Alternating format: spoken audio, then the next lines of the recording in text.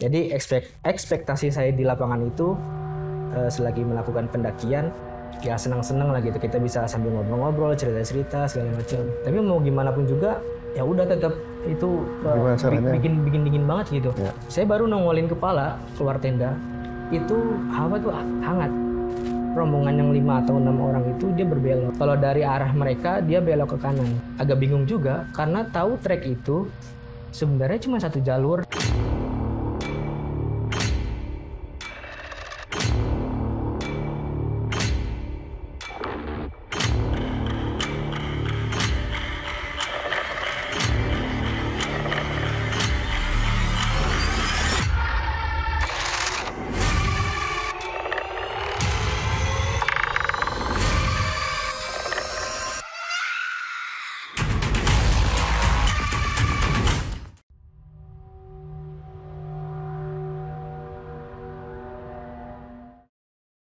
Baik lagi di program Misteri As, bersama saya Faizal. Di malam Jumat ini kita bakal berpetualang dengan cerita-cerita dari sebelah saya nih, yang dulunya pernah mendaki gunung yang paling tinggi di Jawa Barat, yaitu Gunung Ciremai.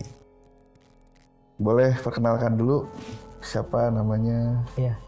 Kenalin teman-teman semua yang ada di rumah, saya Nizar. Dan kesibukan sekarang ini saya adalah sebagai mahasiswa di salah satu kampus swasta di Kota Cirebon. Oke. Katanya dulu sering berarti ya?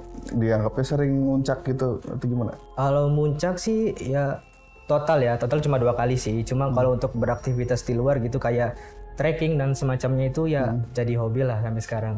Dulunya ya ikutan apa sih? Dulu itu waktu SMA saya sempat di Sispala gitu, atau siswa pecinta alam. Oke.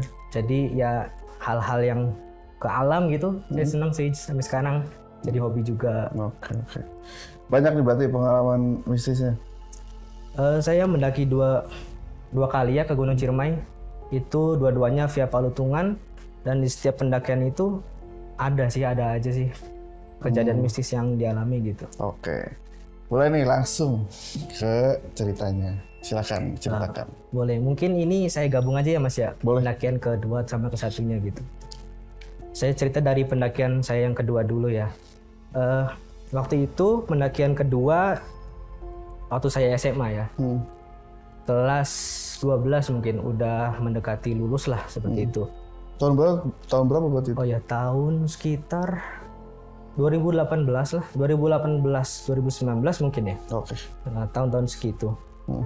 Jadi waktu itu ada kabar dari kelas sebelah teman saya gitu, pengen atau ingin mendaki Gunung Ciremai, tapi via Palutungan lagi. Teman saya ini waktu itu udah tahu saya mendaki via Palutungan. Dia ngajaknya juga waktu itu agak sungkan, cuma ya karena emang saya seneng ya gitu ya, kayak trekking mendaki gunung. Ya udah saya ikut, walaupun jalurnya via Palutungan lagi, nggak apa-apa lah bagi saya. Waktu itu mendaki rombongan Mas banyak. Itu ada 11 orang total, 7 cowok dan 4 cewek. Nah dari mayoritas itu dalam satu rombongan pernah mendaki Gunung Ciremai gitu, atau pernah ada pengalaman mendaki lah gitu. Termasuk yang perempuannya, mungkin ada 1-2 aja sih perempuan yang nggak ada pengalaman mendakinya.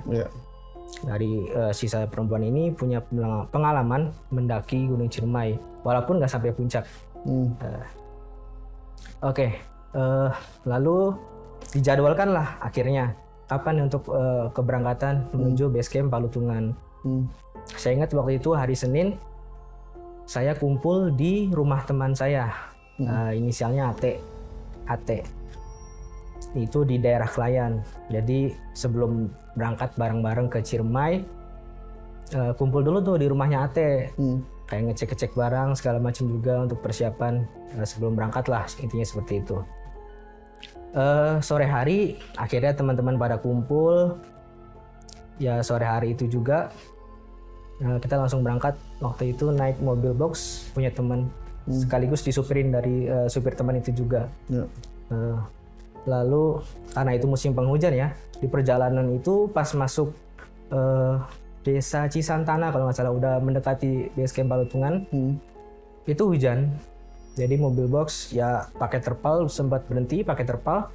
Lanjut perjalanan lagi sekitar 15-20 menit mungkin ya. Karena hujan gitu pelan-pelan.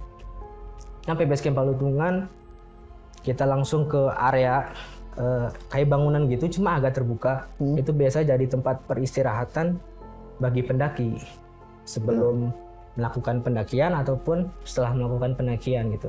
Jadi tempat istirahatnya di situ.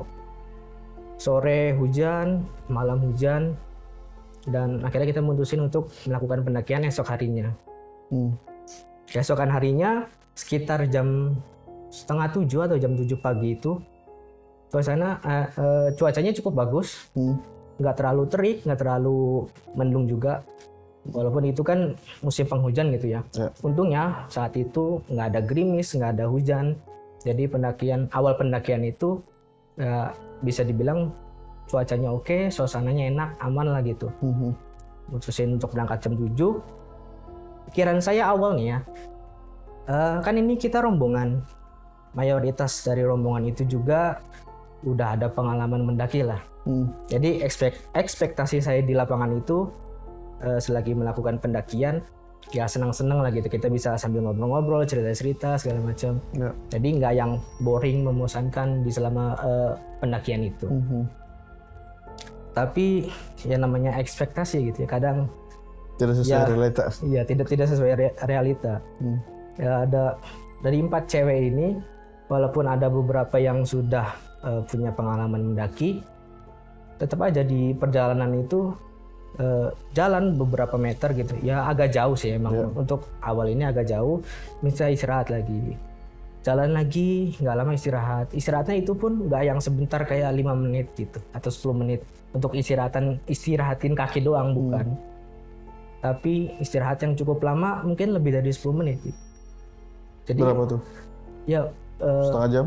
Enggak nyampe sih, mungkin ada di 15-an, tapi nggak nyampe 20 menit juga. Agak lebih lama dari 10 menit mungkin ya.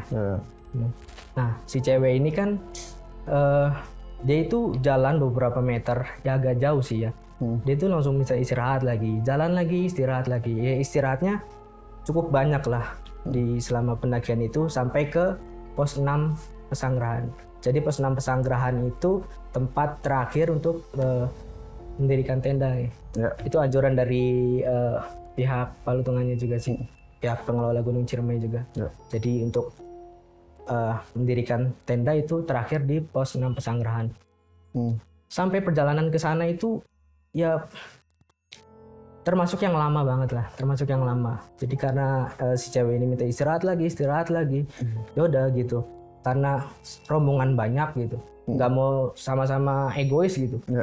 Kayak mecah rombongan jadi 2 atau jadi berapa, karena kita di awal udah sepakat untuk mendaki Gunung Ciremai ya bareng-bareng gitu, jangan sampai ada pecah rombongan atau seperti apa. Oke. Tapi sebelumnya, tapi Nizar percaya nggak kayak misalkan naik gunung tuh sama teman-temannya untuk bisa juga ngelihat, oh ini sifat teman asli kita nih, yang gitu-gitu, percaya nggak? Iya sih benar. Kebukti emang di pendakian saya yang pertama sama yang kedua gitu, baik terbukti secara langsung pas di gunungnya seperti apa ataupun respon setelah turun gunung itu seperti apa, itu kelihatan banget sih sifat-sifat dari teman yang kita ajak mendaki seperti itu. Ada yang egois gitu ya? Ada aja. Kebanyakan tapi egois atau gimana? Egois sih jatuhnya ya. Egois? Kebanyakan egois. Oke. So, boleh lanjut? Oke, lanjut ya. Jadi pas mau masuk pos 6 Pesanggerahan itu udah sore hari. Itu sebelum masuk kita dapat gerimis dulu. Dapat gerimis. Akhirnya kita ngeluarin poncong, ngeluarin jas hujan, kita pakai untuk ngelindungin carrier dan juga barang-barang lainnya lah, supaya nggak kebasahan. Itu jalan mungkin 15 menit lah sampai pos 6 Pesanggerahan. Sampai sana masih gerimis, mau nggak mau karena udah sore gitu ya. Takut keburu malam juga, keburu gelap. Akhirnya kita langsung diriin tenda. Waktu itu ada 2 tenda.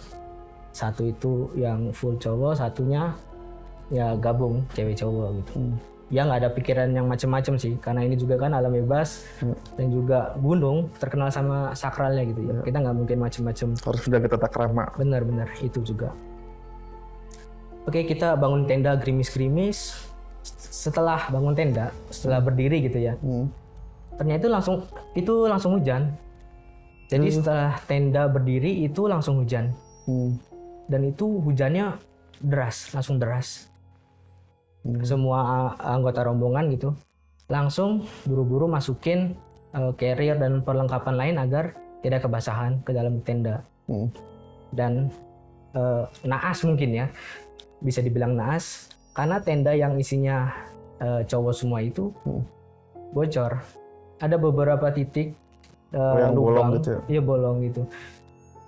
Sebelum berangkat emang kita nggak ngecek kondisi gimana, kita ngeceknya cuma ada nggak tenda gitu, ada ini, udah langsung bawa. Kita nggak waktu itu nggak ngecek kondisinya gimana tenda itu. Akhirnya karena hujan deras, itu air tuh masuk sampai ngegenang di dalam tenda, ngebasahin carrier, ngebasahin lantai tenda gitu. Pokoknya itu sampai mengenang dalam tenda. Ya beberapa dari kami yang ada di tenda yang isinya cowok semua. Ya langsung nguras air itu biar nggak nambah parah gitu. Mungkin sekitar setengah jam waktu itu, jam 5 mungkin, jam 5 sore, hampir maghrib waktu itu, hujan tuh udah reda, udah berhenti, lama-lama berhenti. Kita makin cepat atau makin semangat untuk nguras tendanya itu. Akhirnya kita beberapa orang ya, mungkin 3 orang sama termasuk saya nguras tenda. Akhirnya tenda udah nggak tergenang, udah aman. Kita lap-lapin lantai tenda, kan dingin ya. Tapi mau gimana pun juga ya udah tetap itu bikin dingin banget gitu. Kita udah pakai matras juga masih kerasa dingin karena ya emang udah beres, tenda itu udah beres, suasana masih dingin. Kita coba tutup tenda itu. Tutup tenda, kita mau istirahat lah. Karena dari tadi ngedirin tenda kan, karena terburu-buru, dimakan waktu untuk diburu hujan lah ya, diburu waktu. Ya udah, kita belum sempat istirahat. Akhirnya jam 5 itu udah kelar semua kan, kita istirahat. Dan di tenda itu mungkin ada 3 atau 4 orang lah. Sisanya ada di luar ngecek kondisi tenda sebelah. Nah, seperti itu. Yang cowok cewek itu. Yang cowok cewek itu ngecek kondisi sebelah. Saya istirahat jam 5 di tenda. Saya udah ganti pakaian, udah ganti celana, pakai jaket juga, udah rapet lah istilahnya. Udah pokoknya buat antisipasi dingin gitu ya. Udah buat antisipasi dingin itu bener-bener lah. Cuma saya ngerasanya itu dingin banget. Mungkin perkiraan saya yaitu mungkin dari lubang yang di tenda itu. Oh iya benar. Mungkin hawa dingin yang dari luar masuk karena ngerasanya masih dingin terus. Saya pikiran gini, udahlah keluar aja, mungkin ngobrol-ngobrol bisa bikin anget gitu sama teman. Jadi saya mutusin untuk keluar dan akhirnya saya baru nongolin kepala keluar tenda. Itu hawa tuh hangat, bukan dingin. Oh iya. Saya bingungnya di situ. Pos 6 Pesanggerahan itu bisa dicek sama teman-teman, itu 2000 sekian mdpl lah. Itu seharusnya kan, apalagi musim penghujan ya. Pasti harusnya dingin ya. Suasana dingin. Itu baru nongolin kepala saya.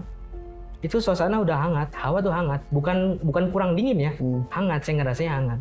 Saya sampai ngomong ke teman saya itu, lah kok di luar malah lebih hangat sih?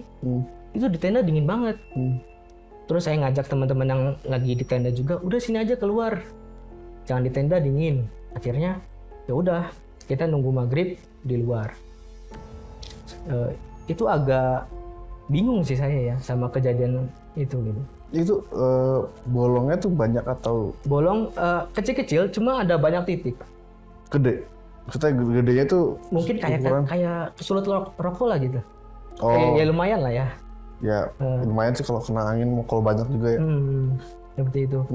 Akhirnya nunggu maghrib di luar, sholat maghrib. Habis sholat maghrib, makan-makan segala macam. Sambil nunggu isya, sholat isya, habis sholat isya, kita tidur, istirahat lah gitu. Nah sebelum masuk tenda habis sholat isya ini, saya sempat ngobrol sama teman saya yang lain, inisialnya FA. Saya nanya ke dia, pendakian capek banget gak sih? Itu si cewek-cewek mintanya istirahat terus gitu. Jadi badan bikin nambah pegel.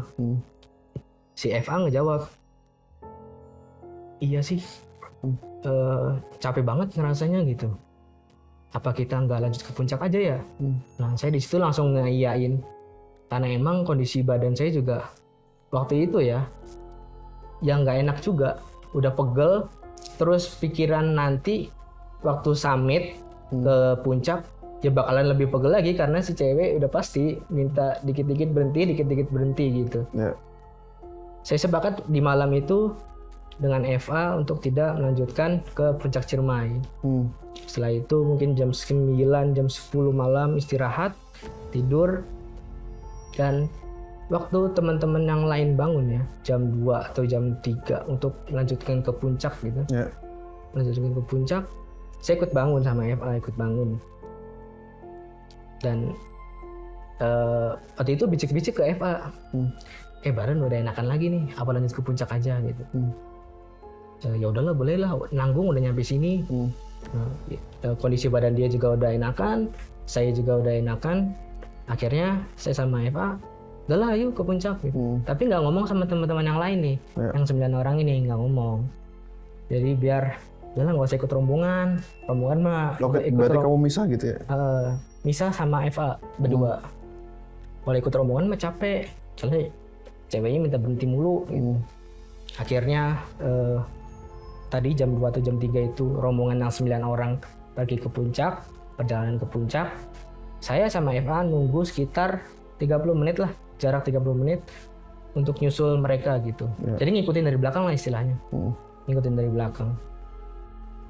Dan parahnya, ternyata si FA ini dia nggak bawa senter. Jadi senter cuma punya saya. Senter cuma punya saya. Itu senter yang saya bawa itu sudah saya cek di rumah, kayak cek ke kolong itu tempat-tempat gelap. Itu nyalanya terang. Baterai juga baru kan. Ternyata pas nyampe di sana, nyampe di gunung gitu, pas mau melanjutkan perjalanan ke puncak, itu cahayanya redup. Mungkin karena ini ya, alam terlalu luas dan juga mungkin kegelapannya terlalu pekat gitu.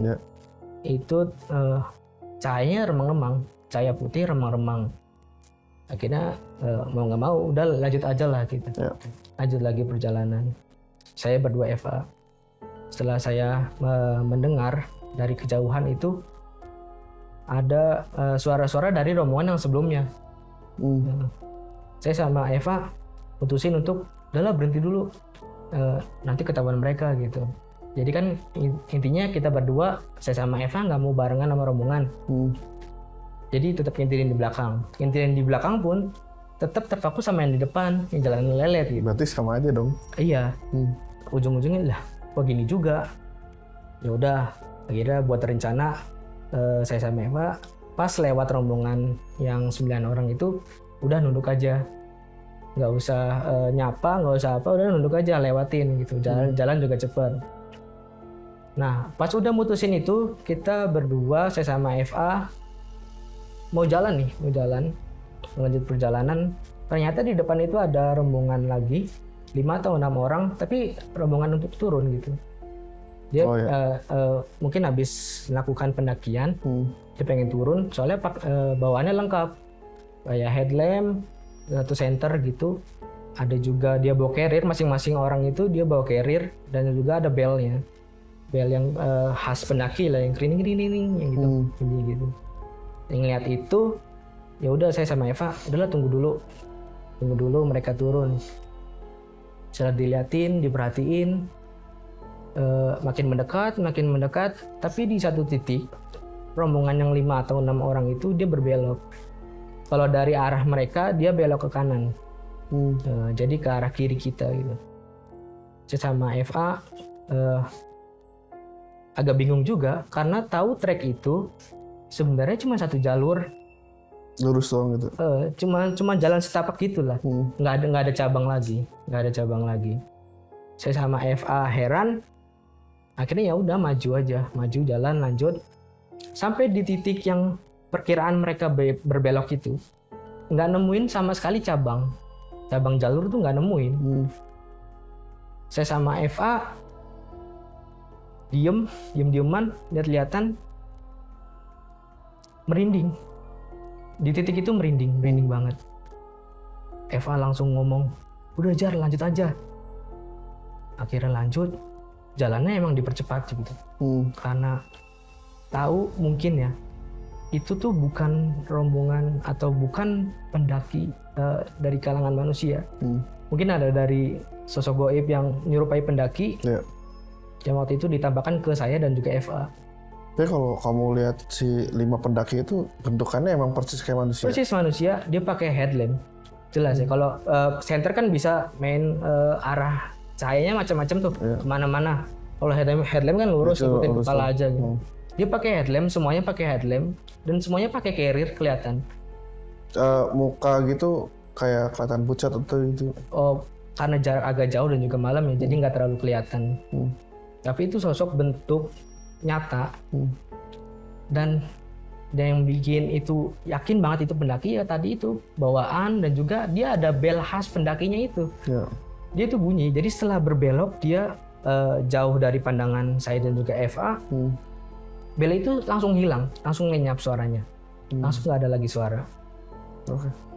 Akhirnya kita mutusin untuk lanjut jalan dan dipercepat langkahnya. Akhirnya kita lewatin rombongan yang tadi, rombongan yang 9 orang. Kita nunduk, langsung jalan lagi. Setelah itu mereka nanya nggak? Mereka nggak ngelihat. Mereka itu nggak ngelihat kita berdua gitu. Saya sama Evan nggak ngelihat. Soalnya kita nunduk jalan. Akhirnya jalan sampai di batas vegetasi waktu itu. Karena udah sunrise. Awal nentuin jam 2 jam 3 mau summit attack itu kan pengen ngejar sunrise di puncak. Terus pas baru nyampe batas vegetasi gitu. Wah, ini udah sunrise. Kalau ke puncak lagi ya udah nggak dapet momennya gitu. Ya udahlah, saya sama FA akhirnya nungguin 9 orang yang tadi. Nungguin 9 orang yang tadi. Kita nungguin mungkin sekitar 15-20 menit sambil saya sama FA istirahat. Rombongan yang 9 orang itu datang. Bingung mereka. Lah kok ada di sini gitu. Iya tadi nyusul di jalan, kalian aja nggak ngelihat. Ngomongnya gitu. Tadi ngomong nggak mau ke puncak gitu. Ya udahlah. Nah, di sela-sela obrolan itu saya sempat nanya ke teman saya, kalian lihat pendaki turun nggak sih? Mana ada pendaki turun? Kita aja ngarepnya di selama summit itu ada pendaki lain gitu. Kita pengen ngebarengin, tapi kok mereka nggak lihat pendaki turun gitu. Saya sama FA saat itu ya makin yakin lagi bahwa itu tuh itu pendaki yang 5 orang itu ya bukan dari kalangan manusia gitu. Yang menyerupai makhluk gaib yang menyerupai pendaki atau menyerupai manusia. Udahlah, itu kita lanjut lagi ke puncak. Sampai di puncak itu jam 7 atau setengah 8. Kita di puncak itu agak lama sampai siang hari. Setelah zuhur lah, saya ingat setelah zuhur saya sempat sholat zuhur dulu di puncak. Nah, setelah dari puncak siang kita turun ke pos 6 Pesanggerahan untuk siap-siap lah gitu untuk turun ke base camp Palutungan. Nah, setelah kita macam-macam tuh di puncak, ada yang foto-foto, ada yang makan, ada yang masak gitu. Siang hari kita turun. Waktu itu saya duluan turun gitu. Karena emang udah tahu sih destinasinya ya ke pos 6 lagi gitu. Ya istilahnya ya saya bisa prepare dulu yang lain lah. Sama saya waktu itu ada barengan ya. Agak lupa saya siapa yang barengin saya waktu itu. Jadi saya berdua atau bertiga itu duluan ke pos 6 Pesanggerahan. Yang lain itu ya jalan pelan-pelan. Yang bawa rombongan cewek juga yang 4 orang itu. Pelan-pelan. Akhirnya sampai di pos 6 Pesanggerahan. Itu sore hari. Mungkin asar. Jam 4-an lah. Dan mereka yang berarti berapa ya? 8 orang. 8 orang sisanya itu di atas datang setelah 30 menit. Nah, ngomong-ngomong ke pos 6 Pesanggerahan, saya juga di pendakian pertama nih ada momen horor juga sih. Apa tuh? Jadi ini agak ini ya. Di pos 6 Pesanggerahan ini di pendakian pertama saya, waktu itu malam hari kondisinya kita lagi bakar api unggun, lagi buat api unggun, dan ada satu teman saya yang lagi foto-foto. Itu pas pendakian pertama berapa orang? Pendakian pertama juga rame, tapi mungkin 9 orang. 9 orang. 9 orang. Terdiri dari laki-laki perempuan? Laki-laki semua. Pendakian pertama laki-laki semua. Itu ada beberapa teman saya lagi foto. Jadi di belakangnya itu saya agak lupa itu pohon besar atau pohon yang mati gitu. Pohon mati cuman masih berdiri gitu. Teman saya ada yang minta, foto-foto. Minta ke teman saya yang lain. Akhirnya teman saya difotoin, dan setelah ngeliat hasil fotonya, itu ada penampakan pocong di belakang, persis kelihatan banget di kamera. Waktu memposisikan kamera HP itu, yang nggak terlihat sih, cuma pas dijepret, pas muncul hasilnya itu baru kelihatan. Itu sosok pocong. Dan teman saya yang jadi modelnya itu langsung panik. Saat itu langsung panik, dan dia langsung hapus foto itu. Itu posisi berarti foto sendirian ya? Foto sendirian dia. Lagi jongkok, posenya lagi jongkok. Saya sempat lihat tuh sebelum dihapus. Lagi jongkok dan di belakangnya emang ada. Sayangnya fotonya langsung dihapus sama dia. Itu bentukan si pocong. Kita kalau di foto ya, biasanya ada beberapa tipe kayak, oh ini cuma ngeblur, ini apa gitu, ops. Atau emang itu bentuknya pocong jelas sama mukanya gitu tuh gimana? Jadi ini kan dari balik pohon. Ini pohon nih, ini pohon pocong tuh muncul di sini. Kelihatan dari separuh badan lah, dari atas sampai setengah. Agak ngeblur dikit emang. Maksudnya bukan ngeblur, lebih transparan. Agak lebih transparan, bukan ngeblur. Sosoknya itu soalnya bisa dilihat jelas, cuma emang agak transparan. Dan saat itu ya udah teman saya langsung hapus foto karena udah malam juga. Rombongan mutusin untuk istirahat untuk melanjutkan perjalanan besok harinya. Setelah waktu istirahat di tenda nih, waktu itu ada 2 tenda. Di tenda saya ini ada satu teman saya yang mau ganti celana. Ganti celana, dia pakai celana panjang. Niatnya itu dia mau ganti celana pendek terus pakai sarung. Karena tenda itu mentok dan di luar juga gelap gitu, teman saya nggak berani keluar. Udah di tenda aja gitu. Ini tapi mentok kata dia tuh. Itu ada jendela. Waktu itu tendanya itu ada jendela ya, jadi bisa dibuka lah, resleting. Akhirnya dia buka dan saya posisi waktu itu lagi berbaring. Dan yang masih terbangun itu ada 3 orang. Saya sama yang mau ganti celana, sama satu ada temen saya lagi. Agak lupa sih siapa yang waktu itu masih bangun. Ya, intinya 3 orang masih bangun. Setelah dibuka, itu baru banget dibuka. Dan itu ada putih terbang. Dan ya pasti itu kuntilanak sih. Itu dia terbang dari pohon ke pohon. Nggak bersuara. Tapi kibasan dari gaunnya, dari bajunya dia itu kelihatan jelas. Mungkin tinggi pohon ya, tinggi pohon nggak terlalu tinggi waktu itu sih, mungkin 5 meter. Jadi saya berbaring, lihat ke atas nih, lewat jendela. Dari jendela berarti? Dari jendela tenda itu, jarak 5 meter, kuntilanak terbang. Untungnya dia nggak bersuara, jadi nggak makin merinding saat itu ya. Itu posisinya kan di satu tenda ada berapa orang itu? Tenda itu 9, di saya ada 5, di tenda lain ada 4. Berarti yang ganti celana itu maksudnya kagetnya atau cuma kamu doang yang lihat? Dia kaget juga. Dia kaget juga. Dia langsung buru-buru langsung nutup lagi itu resleting jendela itu, jendela tenda. Langsung nutup lagi. Teman saya cuma ketawa-ketawa gitu doang. Sedangkan saya sama yang satu lagi masih bangun itu merinding langsung balik badan. Yang ketawa tuh yang ganti celana itu berarti? Iya, ganti celana itu. Saya nanya ke dia, ini malah ketawa sih ingat gitu. Iya langsung tutup lagi. Udah itu jadi pikiran banget sih. Jadi pikiran banget, dan tidurnya kita itu larut. Dari momen itu mungkin jam 10 kita baru tidur jam 12 dan harus bangun lagi untuk summit jam 2. Istirahat waktu itu kurang. Itu sih momen pendakian pertama saya waktu ngelihat di pos 6 Pesanggeran itu ada sosok-sosok misterius tadi. Tapi beberapa kejadian tuh nggak semua ekspektasinya tuh bakal kalau di anak ada suaranya kayak gitu. Padahal ya bentuknya kelihatan aja tuh udah merinding ya. Merinding banget. Terus berarti selama turun ke bawah mah nggak ada apa-apa gitu? Lanjut ke pendakian kedua nih ya. Perjalanan turun maghrib. Kita nggak mau nunda lagi untuk udahlah besok aja turunnya gitu.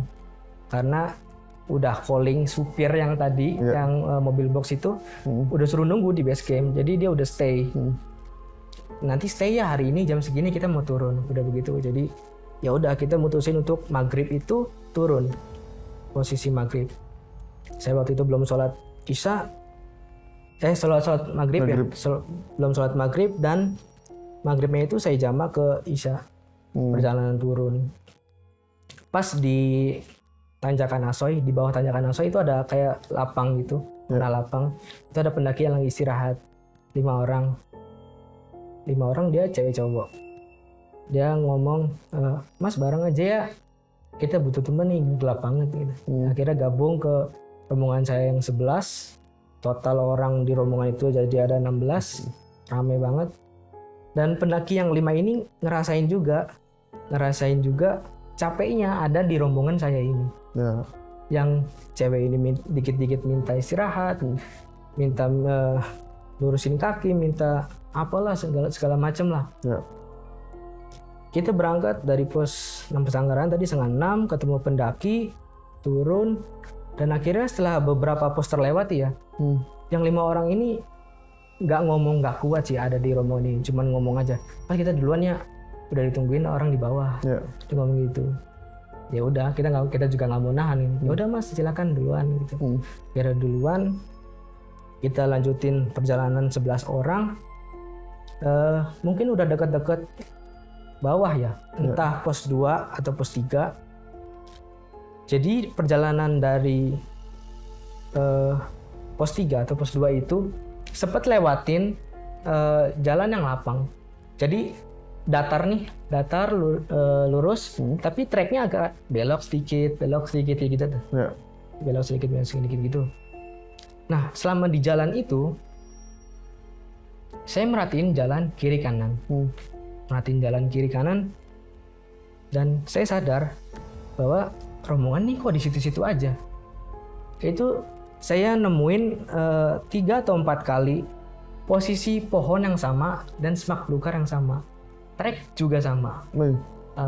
Sampai yang keempat kali itu saya nyeplos gitu di rombongan. Kok nggak sampai pos ini sih? Atau pos selanjutnya gitu maksudnya. Kok nggak sampai pos ini sih?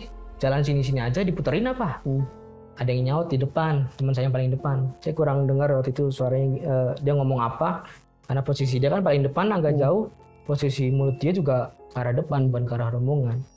Bener aja gitu, di trek yang landai sekalipun si cewek ini ngerasanya capek.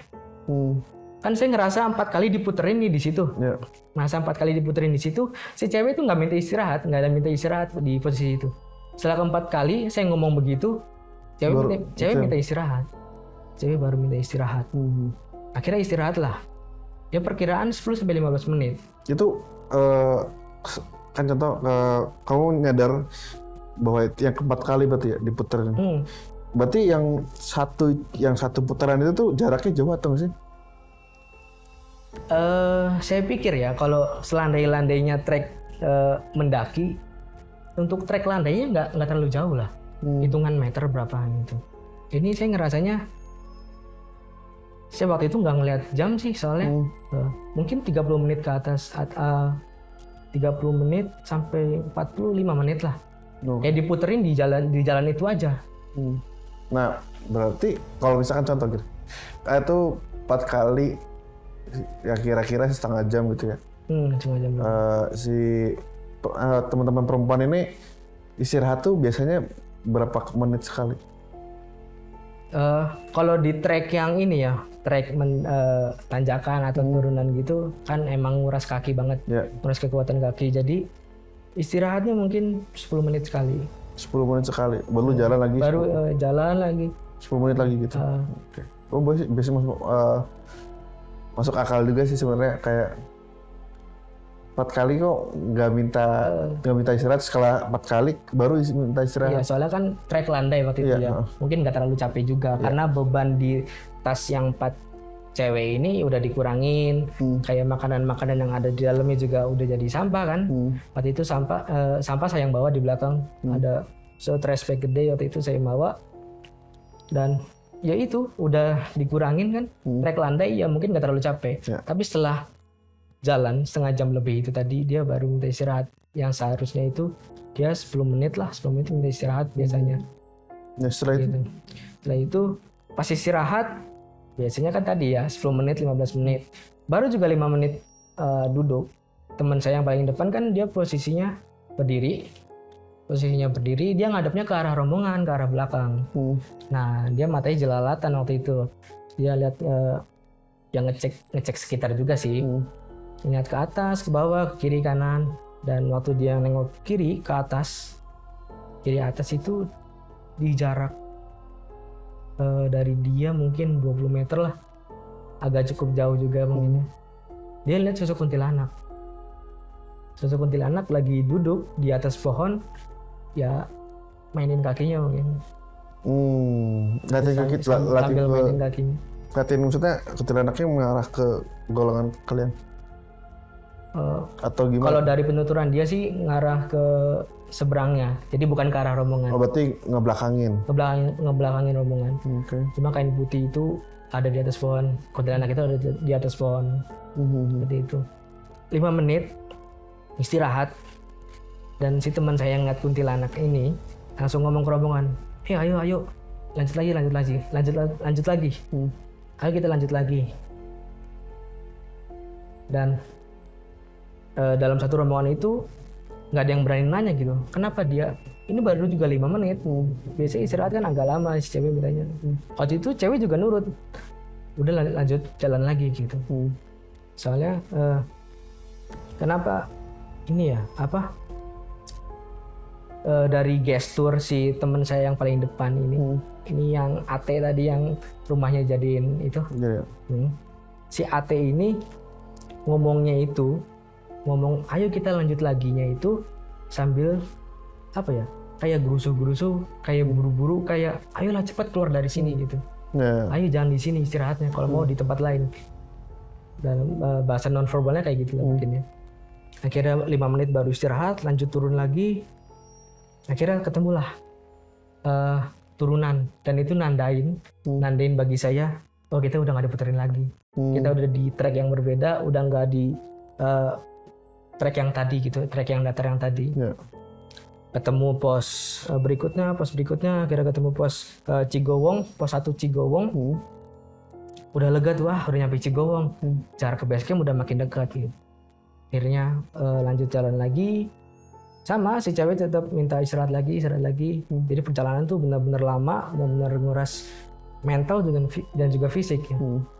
Pas sampai Gapura, pos Palutungan gitu, saya waktu itu ngecek HP. Kan kondisi HP dari awal tadi di pos 6 Pesanggeran sebelum turun, kondisi HP lowbat, jadi saya matiin gitu untuk saya sisain baterainya untuk di bawah untuk komunikasi sama orang-orang di rumah, sama yang lain lah gitu. Akhirnya udah ngelewatin pos Gapura selamat datang Palutungan kalau nggak salah itu tulisannya. Saya ngecek HP dan yang pertama kali saya lihat itu jam, dan itu jam 3:30 pagi. Perjalanan berarti jam, tadi kan 5:30 ya. 7, 8, 9, 10, 11, 12, 1, 2, 3, 4, 10 jam. Lebih lama dari pendakian. Memang kan saya belum pernah mendaki gitu ya. Soalnya pengen banget mendaki kayak Ciremai kayak gitu, seperti apa sih gitu. Tapi biasanya kalau mendaki Gunung Ciremai itu maksimal berapa jam pendakian? waktu itu pendakian saya yang pertama ya. Itu kan kita berangkat malam jam 11, terus istirahat di Cigowong. Kita lanjut lagi paginya, nyampe pos 6 Pesanggerahan juga. Itu pagi kita lanjut tuh jam 7 lah, jam 7-an. Jam 7 kita berangkat, sampai pos 6 Pesanggerahan itu zuhur jam 11. Berarti berapa tuh? 7. Apa sih? Kan jam 7 ya, 7, 8, 9, 10, 11, 4 jam. 4 jam itu paling maksimal? Itu dari Cigowong. Agak lupa sih, mungkin setelah zuhur apa sebelum zuhur gitu. Pokoknya nggak nyampe yang lebih dari 10 jam untuk melakukan pendakian ya. Dari base camp banget nih, sampai ke Pesanggerahan nggak sampai 10 jam banget. Pendakian kedua tuh, itu turunannya? Turun. Biasanya kalau turun itu lebih cepat malah. Lebih cepat. Waktu itu pendakian pertama saya itu turun. Saya juga pemula karena itu ya. Hitungannya pemula karena itu pendakian saya pertama. Turun 4-5 jam sampai bawah dari pos 6 Pesanggerahan. Dan pendakian saya yang kedua ini, saya mulai dari pos 6 Pesanggerahan jam 5:30 sore, nyampe bawah jam 3:30 sebelum subuh, 3:30 pagi. Itu berarti ada identifikasi kayak, oh ini gara-gara maaf ya cewek atau gimana, sering istirahat, masuk akal nggak sih? Kalau yang lamanya turun ya, itu juga mungkin sih, karena ya nggak menutup kemungkinan gitu, karena kita sedikit-sedikit minta istirahat apa gitu. Dan waktu nyampe base camp Palutungan nih, si Ate yang waktu itu ngeburu-buru, ayo jangan istirahat di sini. Waktu dia lihat kuntilanak, dia cerita di base camp kalau dia itu ngeliat kuntilanak yang tadi itu. Dan dia ngomong ke saya, Jar, waktu Ira ngomong diputer-puterin, mungkin ini nih yang bikin puter-puter. Dia ngomong kayak gitu, soalnya kita lihat kuntilanak tadi di pohon samping kita. Itu kamu ngerasanya kuntilanak yang sama dengan pendakian pertama nggak? Kalau yang ngelihat yang kedua itu teman saya sih kebetulan, yang AT itu. Ya maksudnya dari bayangan kamu tuh, kayaknya ini yang pertama atau gimana? Enggak sih kayaknya, karena setiap tempat kan punya mungkin ya banyak dan juga punya penguasanya masing-masing, atau ada yang ya masing-masingnya lah, ada penunggu yang masing-masing. Di pos 6 Pesanggerahan itu jaraknya cukup jauh sih daripada yang tadi dekat-dekat ke Cigowong, pos dekat-dekat Cigowong itu. Terus selanjutnya ceritanya di udah nyampe base camp, ada cerita apa lagi? Pas sampai base camp tadi si AT cerita itu, dan saya juga negesin gitu. Tadi tuh emang kayaknya sih diputer-puterin, karena si AT ini ngelihat ada kuntilanak di samping, mungkin dia yang muter-muterin. Saya ngomong ke yang lain juga gitu. Dan yang lihat kuntilanak itu ya cuma AT waktu itu, nggak ada yang lain, nggak ada yang lihat sosok kuntilanak itu. Dan saya juga sempat cerita sih yang tadi soal pendaki misterius yang pas mau summit attack tuh. Itu gimana? Kan diperjelas lagi tuh ya, pas mendaki itu saya ngomong ke teman-teman yang 9 orang ya, yang duluan itu, saya ngomong, tadi itu kita sempat lihat ini pendaki, kalian lihat nggak? Negasin lagi kan, nggak lihat, beneran apa enggak, jangan bercanda gitu. Maksudnya yang nggak seneng lah dibercandain sama hal-hal kayak gitu, beneran enggak gitu. Beneran enggak lihat gitu. Soalnya itu sosoknya bener-bener nyata, bener-bener kayak manusia. Soalnya eksistensi fisik ada, suara ada, gerak ada, semua itu tuh ada. Dan pas dicek ke titik di mana pendaki itu berbelok, itu tuh nggak ada jalur. Saya cerita gitu ke teman-teman yang lain. Saya juga sempat nanya gitu, apa ada mitos yang kayak gini gitu? Kurang tahu juga waktu itu. Teman-teman jawab kurang tahu gimana. Ya udahlah, itu jadi cerita kita besok-besok mungkin ke teman-teman yang lain, atau ke siapa gitu. Itu bagi saya, bagi kami itu sebuah momen yang memang nggak bisa dilupakan, dan mungkin diceritakan ke orang-orang lain, salah satunya ke dialog sini, ke Mas Faizal dan juga teman-teman semua. Seperti itu. Oke. Ya kalau saya dengar ceritanya selama dari pendakian kedua ke pendakian satu ya banyak beberapa ritme yang ini nih yang saya ambil ya, harus ya sabar. Kalau pendaki itu kayak Iya benar. harus jangan mementingkan diri sendiri sebenarnya, lebih ke ayo semuanya bareng-bareng. Terus yang saya penasaran itu ya bener yang tadi 5 pendaki itu, kamu sempat searching nggak kayak misalkan 5 pendaki di Ciremai gitu? Sempat sih, cuma nggak nemu apa-apa. Nggak nemu apa-apa. Oke sih, kayaknya penasaran buat kesana saya. Harus coba. Kayaknya pengen sih, tapi kapan-kapan. Soalnya nggak kurang berani untuk kesana. Ya, gimana ceritanya dari Nizar ini pendakian ke Gunung Ciremai? Kalau saya mah dengernya kayak excited sih kan dengar satu per ceritanya tuh ngikutin gitu, kayak ngebayangin visualnya, oh seperti ini, terus jalan-jalan yang berkelok yang diputar-putarin. Ya gitu paling teman-teman Dialog Cirebon, ya, jangan lupa nonton terus di Dialog Cirebon Misteri As setiap hari Jumat jam 9 malam. Terima kasih juga Nijar untuk datang hadir ke sini. Barangkali ada cerita-cerita selanjutnya bisa datang aja ke sini. Ya, saksikan terus Misteri As, menyingkap mitos dan misteri.